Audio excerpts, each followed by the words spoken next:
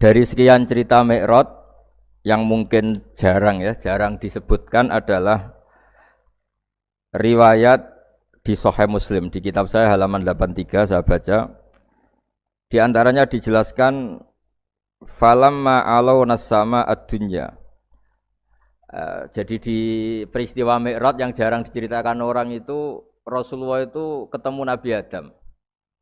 Dan Nabi Adam itu disebutkan di sini faidan an yaminihi aswidatun wa an yasarihi aswidatun. Dari sisi kanan itu ada kelompok besar, dari sisi kiri juga kelompok besar. Saya baca teks aslinya ya, tabarruk ya, supaya dapat berkah dari bahasa Rasulullah SAW. Ini cerita Nabi ketika ketemu Nabi Adam. Fa idza nazara qibala yaminih dhahika, wa idza nazara qibala shimalih baka. Nabi Adam ketika melihat ke kanan itu senyum-senyum, senang sekali. Tapi kalau melihat ke kiri itu nangis. Lalu Rasulullah SAW tanya ke malaikat Jibril, itu siapa? Itu Adam. Dan yang kelompok di kanan itu ahli surga, maka beliau kalau melihat senang sekali. Dan kalau yang di kiri itu ahli neraka, kalau beliau melihat itu susah sekali. Artinya apa? Betapa susahnya jadi Nabi Adam itu. Jadi kalau misalnya ada koruptor ketangkep gitu ya, yang nangkep ya cucunya, yang ditangkep juga cucunya. Kalau kita punya anak 10 itu, terus yang satu misalnya nyuri milik temannya, milik saudaranya itu, sing naboi ya anaknya, yang ditaboi juga anaknya. Kayak apa tersiksanya seorang Nabi Adam? Karena nggak punya pilihan, pasti dari sekian kasus dolim dan mazlum, yang mendolimi maupun yang didolimi itu pasti anak cucunya.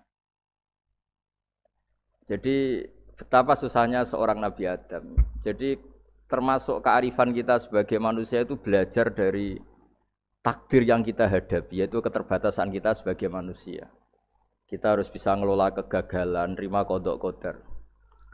Makanya kata Mbah Mun, abahnya Gus Hasin itu sering cerita ke saya, iman itu paling dhuwur itu iman qadha qadar, khairihi wa syarrihi minallah. Kita harus punya kesiapan iman khairihi wa syarrihi minallah. Bahwa segala kebaikan, segala syar itu sudah digariskan oleh Allah Ta'ala. Kita bisa apa sebagai manusia? Jadi pertama Nabi Muhammad ketemu di as-sama'i dunya, langit paling dekat, itu ketemu Nabi Adam dengan kondisi seperti tadi. Kalau melihat ke kanan itu senyum, karena itu anak-anak beliau, turunan beliau yang ahli surga. Kalau melihat ke kiri itu nangis, karena itu cucu beliau yang ditakdir tidak jadi orang baik. Artinya kalau ada peristiwa sosial apa saja, yang satu zalim, yang satu mazlum, atau yang satu benar, yang satu salah, atau sama-sama benar tapi salah paham, itu semua adalah cucu Nabi Adam alaihis salam, dan itu membuat beliau kadang-kadang dohika, kadang-kadang senyum, kadang-kadang baka, kadang-kadang nangis. Jadi itu yang menjadikan tambahnya arifnya Rasulullah SAW. Saya teruskan.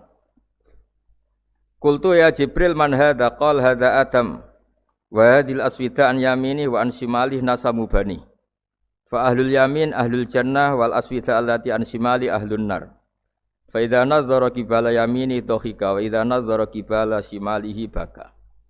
Itu seperti misalnya kita punya anak 5, yang satu sukses jadi profesor doktor atau jadi orang alim, yang satu sekolah saja agak naik, misalnya sudah agak naik, ngentekno dunya itu nghabiskan harta itu kan. Tapi barokahnya itu mungkin kita mau jadi sombong tidak jadi gitu, karena punya anak yang enggak sukses. Mungkin barokahnya punya anak enggak sukses itu meredam keangkuhan kita, terus kita menjadi orang yang sopan dengan tetangga, dengan orang lain karena dipaksa punya hal-hal yang seperti itu. Jadi semua yang ditakdir Allah kalau kita ridho itu pasti baik. Karena ya kata yang ngarang kitab hikam itu, orang tawadhu itu kalau dinasihati pakai teks saja tidak cukup. Kalau punya utang itu tawaduk sendiri gitu, guyonannya orang-orang kiai gitu. Ada orang sombong, supaya ada sombong kalau dia ketemu orang yang ngutangin itu pasti sopan sendiri. Jadi kalau dinasehati suruh sopan susah, tapi kalau ketemu orang yang ngutangin atau ketemu orang yang dia butuh pasti dengan sendirinya sopan sendiri. Atau ketemu orang yang menjadikan anaknya dapat pekerjaan, menjadikan keluarganya dapat job pekerjaan, pasti dia sopan sendiri karena utang jasa. Nah kalau kita pasti sopan sama orang yang ngutangi kita, yang menolong kita, apalagi dengan Allah Ta'ala yang semua yang kita pakai pasti dari Allah Ta'ala. Dengan demikian sudah keharusan kita sangat-sangat sopan pada Allah Ta'ala. Yang implementasinya dengan sujud dan dengan sholat. Itu juga yang dibawa dari hasil Mi'raj. Ini saya baca teksnya ya. Saya tadi jam 9 baca Bukhari di Kudus sama beberapa habaib, alhamdulillah. Sekarang saya teruskan dengan Sahih Muslim. Termasuk kitab 6 yang paling dipakai ahli sunnah itu Al-Kutubus Sittah, yang paling pokok itu adalah Bukhari Muslim. Terus kemudian naik-naik terus ketemu Marartu bi Musa alaihi salam. Ini nabinya Bani Israel.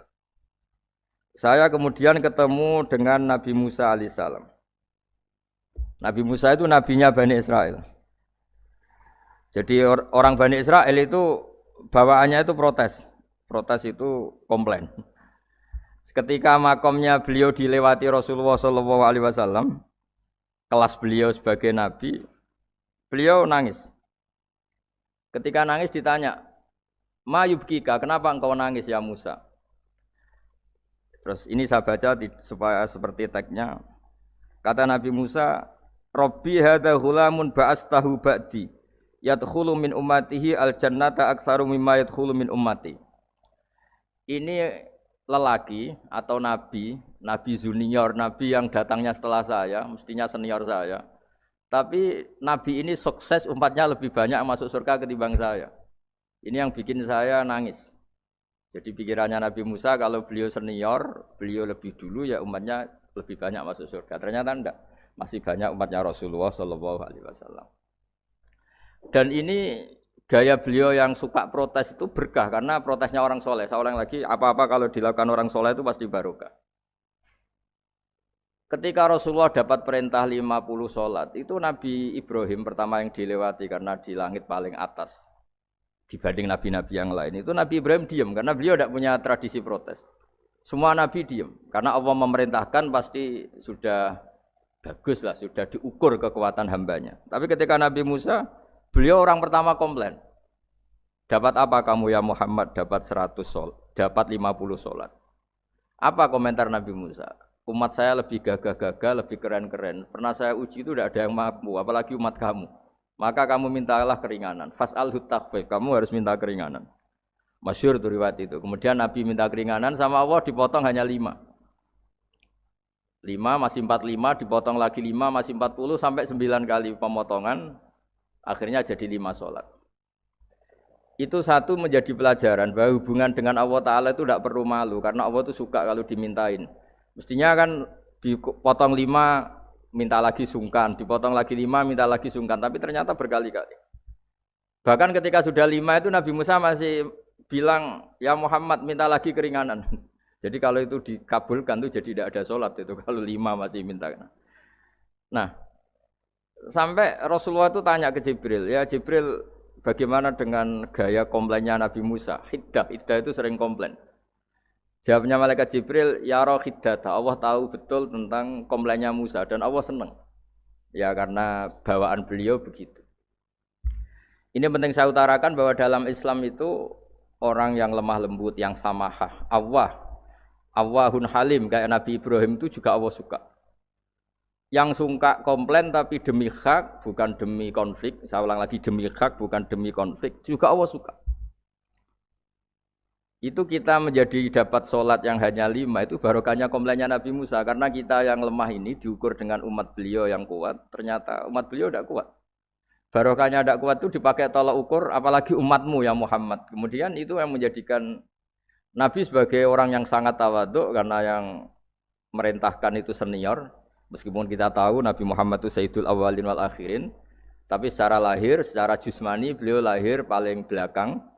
Dan secara lahir juga beliau Nabi paling terakhir. Jadi secara hukum adab beliau harus sopan. Tentu sopan itu jadi panutan kita. Meskipun kita tahu hakikat beliau adalah Sayyidul Awwalin wal Akhirin. Secara hakikat. Nanti kita bicara lebih jauh tentang jusmani dan ruhani. Nah akhirnya keturutan sampai 5 sholat yang kita lakukan sekarang. Itu barokahnya komplainnya Nabi Musa. Banyak di cerita-cerita kitab hadis. Ketika Nabi Musa ngaji sama Nabi Khidir, itu komplainnya Nabi Musa menjadi fikih yang luar biasa, kata kitab Ibnu Hajar al-Asqalani, Fathul Bari. Ketika beliau ngaji sama Nabi Khidir, kemudian Nabi Khidir itu dipinjemin perahu sama masyarakat. Sudah dipinjemin karena beliau majanan ya, dikasih gratis. Tapi di tengah-tengah perjalanan perahunya itu dilubangi. Nabi Musa komplain, akhirat tahal itu khriqo ahla, masa kamu lubangin padahal kamu naik, nanti gimana, kamu sudah pinjem, nggak bayar, masih ngerusak lagi, itu apa-apaan. Nabi Khidir ya rileks saja, ilmu kamu belum cukup untuk menganalisis ini. Begitu juga ada 3 peristiwa yang Nabi Musa itu selalu komplain. Apa yang dikatakan Ibnu Hajar al-Asqalani itu kitab yang sangat bagus sekali. Justru dengan protes itu Nabi Musa punya kelas di atas Nabi Khidir. Karena orang enggak boleh sukut alal mungkar. Karena secara fikih orang itu tidak boleh mendiamkan sesuatu yang buruk. Kita tahu dalam aturan fikih, di antara kewajiban kita adalah ingkarul mungkar. Mengingkari sesuatu yang memang harus diingkari. Ya meskipun tentu tidak dengan sikap destruktif yang merusak dan apa. Tapi yang enggak baik tentu kita ingkari. Perilaku Nabi Khidir yang melubangi perahu yang tidak miliknya, padahal yang punya perahu sudah menonton, itu perilaku yang enggak baik. Sehingga Nabi Musa protes. Justru protesnya Nabi Musa ini menjadikan beliau selalu di kelas fikih terbaik, yaitu ingkarul mungkar, mengingkari barang yang harus diingkari. Tapi tentu Nabi Khidir juga enggak salah, karena beliau punya perhitungan, di depan nanti itu ada begal-begal, ada kekuatan yang enggak baik, yang selalu akan membegal perahu-perahu yang kondisinya sempurna. Nabi Khidir punya perhitungan, kalau ibarat mobil ini spionnya kok enggak dipecah, enggak diambil, itu termasuk mobil bagus, pasti digarong. Tapi gara-gara spionnya dipecah dulu sama Nabi Khidir, terus depannya dilumuri apa supaya enggak menarik, ini selamat. Jadi perhitungannya Nabi Khidir, wa kana wara'uhum maliku ya'khudhu kulla safinatin ghusba. Di beberapa tafsir diartikan safinah ay sholihah, karena di depannya nanti akan ketemu orang-orang yang dolim, yang selalu ngambil perahu-perahu yang bagus. Caranya gimana supaya perahu itu gak diambil? Ya karena mereka hanya ngambil yang bagus, ya dirusak dulu supaya gak bagus. Kalau ya gak bagus nanti lolos dari garong tadi, dari pengambilan secara dolim tadi. Jadi Nabi Khidir gak salah karena ada visi seperti itu. Nabi Musa protes juga gak salah karena memang tugasnya fikih itu ingkarul mungkar, mengingkari barang yang memang gak benar. Nah, di sini seperti yang dikatakan Gus Yassin, kita harus bisa ngelola perbedaan, ngelola beda sudut pandang dan sebagainya. Sehingga kita selalu dapat nikmat Allah Ta'ala, wa allafa baina qulubihim, nikmat yang kita asik, kita hidup asik, nyaman. Doa-doa bapak-bapak saya, guru-guru kita sering ijazahi setiap ketemu teman atau keluarga disuruh berdoa, Allahumma alif baina qulubina wa aslih dzata bainina. Semoga hubungan kita dengan orang lain itu baik-baik saja dan semua konflik kita dibenahi oleh Allah Subhanahu wa taala. Karena kita tidak pernah tahu ya. Kita miskin kadang dianggap problem karena takut membebani tetangga. Tapi kita kaya juga kadang dianggap problem karena orang lain takut kalah dengan kita. Kita tidak pernah tahu cara pandang orang lain. Jadi kadang-kadang kita menang gitu, sama yang senang dikira kita pemikir serius gitu. Tapi sama yang enggak senang dikira kita merengut. Kita guyon, kata yang senang itu luar biasa. Kita dianggap orang yang ceria. Bagi yang enggak senang dianggap arogan. Jadi kita tidak pernah bisa ngelola pikiran orang lain. Nah, barokahnya rahmat Allah yang tidak terbatas kita seperti ini. Dan itu digambarkan oleh Allah Ta'ala ketika ketemu antar Nabi itu. Cara pandang ya beda-beda. Nabi Ibrahim itu kalau melihat orang yang enggak benar, itu ya ngendikane faman tabi'ani fa innahu minni wa man asani fa innaka ghafurur rahim. Ya Allah, yang ikut saya ya karuan kelompok saya, yang tidak ikut saya semoga engkau banyak mengampuni mereka. Nabi Nuh beda sekali cara pandang. Nabi Isa ubudiyah murni. Ketika melihat orang yang enggak benar, beliau tidak ngambil sikap. Beliau ngendikan intu adzibhum fa innahum ibadu. Kalau engkau siksa nggih monggo Gusti, wong itu hamba-hamba jenengan, itu terserah jenengan. Wa in taghfir lahum, kalau engkau ampuni nggih monggo, jenengan yang punya pertimbangan lebih bijak. Dan itu yang dalam banyak hadis ketika Rasulullah SAW melihat umatnya di akhir zaman yang macam-macam, Nabi ngambil sikap kayak sikapnya Nabi Isa. Sebagian riwayat Nabi mengatakan fa'aqulu kama qalal abdus soleh. Saya akan ngambil sikap kayak sikapnya al-abdus soleh. Di hadis itu diredaksikan, yaitu dengan redaksi intu adzibhum fa innahum ibaduk wa in taghfir lahum fa innaka antal azizul hakim. Ya saya teruskan. Kemudian akhirnya Rasulullah SAW sampai ke Sidratil Muntaha. Wa ra'aitu Ibrahim alaihi salam wa ana asbahu waladih bih. Ketika ketemu Nabi Ibrahim, hubungan Rasulullah itu sangat emosional. Beliau yang pertama diceritakan, saya ketika ketemu Nabi Ibrahim itu senang sekali karena ternyata saya ini cucu beliau, turunan beliau yang paling mirip beliau. Jadi ini unik dari sekian peristiwa besar, peristiwa langit. Kemudian Nabi ada hubungan emosional yang luar biasa ketika ketemu Nabi Ibrahim. Pertama yang dikatakan Nabi, wa ana asbahu waladi bi. Saya adalah cucu yang paling mirip beliau. Dan ini kita tahu akhirnya di semua syariat kita istilah resminya itu anit tabi millata Ibrahim Hanifah. Di istilah resmi agama kita millata abikum Ibrahim, agama leluhur kamu Ibrahim. Kita ketika baca sholawat Allahumma sholli ala sayyidina Muhammad terusannya juga kama shollaita ala sayyidina Ibrahim wa ala ali Ibrahim. Dan seterusnya dan seterusnya. Kemudian yang terakhir saya cerita secara akidah Ahlussunnah wal Jamaah yang dianut oleh Imam Asy'ari dan Maturidi. Meskipun secara lahir itu Nabi mengalami pertemuan dengan Allah di Sidratil Muntaha, tapi tetap saja kita cara pandang bahwa Allah Ta'ala itu mukhalafatul hawadis. Allah tidak bisa kamu andekan di satu tempat terus mengalami hal-hal yang kita alami sebagai makhluk. Sebab itu sirinya kenapa di surat Isra dimulai dari subhanalladzi. Allah tetap maha suci. Maha suci itu artinya terbebas dari yang kita alami. Allah selalu mukhalafatul hawadis. Allah la yahtaju ila makarin. Allah tidak butuh tempat. Allah tidak butuh waktu. Allah tidak butuh semua. Karena Allah itu qayyum. Allah itu qiyamuhu bi nafsihi, berdiri sendiri. Allah tidak butuh aras. Allah tidak butuh kursi. Tapi eksistensi kursi yang butuh Allah. Allah tidak butuh aras, tidak butuh kursi. Tidak butuh langit, semuanya itu berdiri karena Allah. Bukan sebaliknya Allah berdiri di atas semuanya. Sehingga kita mulai kecil diajari Allah itu siapa? Al-Qayyum. Kalau bahasa kita qiyamuhu binafsi. Selalu berdiri sendiri dan Allah itu Al-Ghaniyul Mutlaq. Enggak butuh yang lain. Di sini pentingnya selalu Nabi ngendikan subhanallah subhanallah, wiridanya tetap Allah itu maha suci, Allah maha besar, Allah maha agung, dan keagungannya diantara ditandai dia punya sifat yang tidak sifat kita. Dia punya keabadian yang tidak bisa kita miliki. Dia punya semuanya yang tidak kita miliki. Itu sebab itu dimulai subhanalladzi asra bi 'abdi lailam minal masjidil haram. Jadi kata subhana ini maha suci itu maha suci dari tempat, dari waktu, dari apa saja. Meskipun Allah punya adat, punya sunnah memperlakukan hambanya itu dengan logika atau bayangan yang dibayangkan seorang hambanya. Sehingga seakan-akan kita ini ya ketemu, seakan-akan kita bisa ini melihat. Sehingga di surga disebut kita ini melihat Allah. Tapi semua ahli sunnah mengatakan, tapi kamu melihat Allah itu tetap saja bila kaifin walan khisorin, tidak bisa terus menciri. Menciri itu bisa membatasi sifatnya Allah itu begini-begini, tidak bisa. Tetap Allah itu la tudrikul absar wa huwa yudrikul absar. Tapi kita bisa disebut melihat dengan kemakhlukan kita yang profan. Di surga disebut melihat, tapi bukan melihat yang kayak kita melihat antar makhluk yang terus bisa apa itu cerita detail, cerita spesifik, cerita apa tidak bisa. Tetap la tudrikul absar.